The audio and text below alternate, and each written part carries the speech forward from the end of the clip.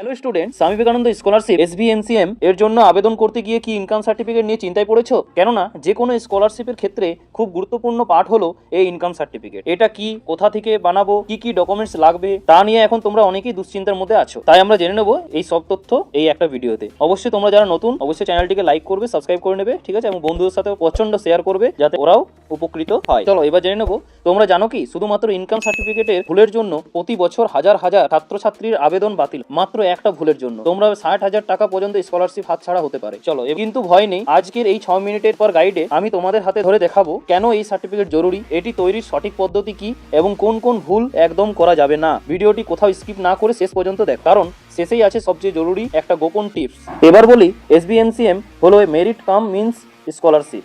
এর মানে হলো মেধা থাকলেও যদি তোমার পরিবারের আর্থিক অবস্থা ভালো হয়, অর্থাৎ একটি নির্দিষ্ট সীমার বেশি হয়, তবে তুমি স্কলারশিপটা পাবে না। ঠিক আছে, সেই সীমাটি হলো বার্ষিক 2.5 লক্ষ টাকা। মানে তোমরা যদি বছরে 2.5 লক্ষ টাকার বেশি কিংবা 2.5 লক্ষ টাকা যদি হয়, তাহলে কিন্তু তুমি এই স্কলারশিপের লাভ পাবে না। এবং এর থেকে যদি কম হয়, তোমার বার্ষিক ইনকাম যদি এর চেয়ে যদি কম হয়, মানে বছরের যে আয় তার চেয়ে যদি এই 2.5 লক্ষের চেয়ে যদি কম হয়, তাহলে কিন্তু অবশ্যই কিন্তু তোমরা এই স্কলারশিপের জন্য অ্যাপ্লাই করতে পারবে। চলো এবার জেনে নেবো এই সার্টিফিকেট দেখায়।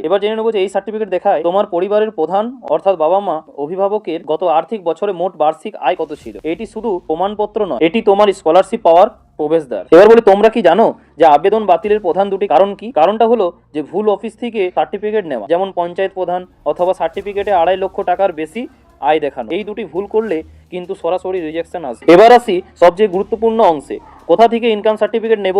SBMCM এর জন্য শুধুমাত্র নিম্নলিখিত 3টি অফিস থেকে নেওয়া সার্টিফিকেট গ্রহণযোগ্য। ঠিক আছে, সেগুলো কি কি চলো জেনে নেব।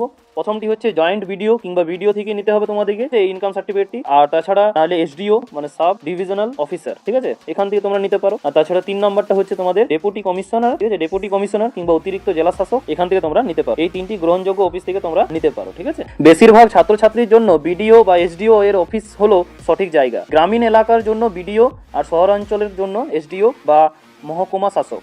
ঠিক আছে, আর মনে রাখবে কোনো পঞ্চায়েত প্রধান কিংবা মিউনিসিপ্যালিটি কাউন্সিলর, ঠিক আছে, বা নোটারি থেকে নেওয়া সার্টিফিকেট এই স্কলারশিপে চলবে না। তোমার সময় এবং পরিশ্রম বাঁচানোর জন্য এই বিষয়টি অবশ্যই মাথায় রাখবে। এবার চলে আসি যে তোমরা ইনকাম সার্টিফিকেট বানানোর সবচেয়ে সহজ এবং সরকারি পদ্ধতি হলো ডিস্ট্রিক্ট ওয়েস্ট বেঙ্গল পোর্টালে অনলাইন আবেদন করা। প্রথমে এই পোর্টালে গিয়ে নিজেদের লগইন আইডি তৈরি করে নাও। ঠিক আছে, তারপরে ওই লগইন করার পর, ঠিক আছে, সার্টিফিকেটস অপশানে ক্লিক করে ইনকাম সার্টিফিকেট সার্ভিসটি নির্বাচন করো।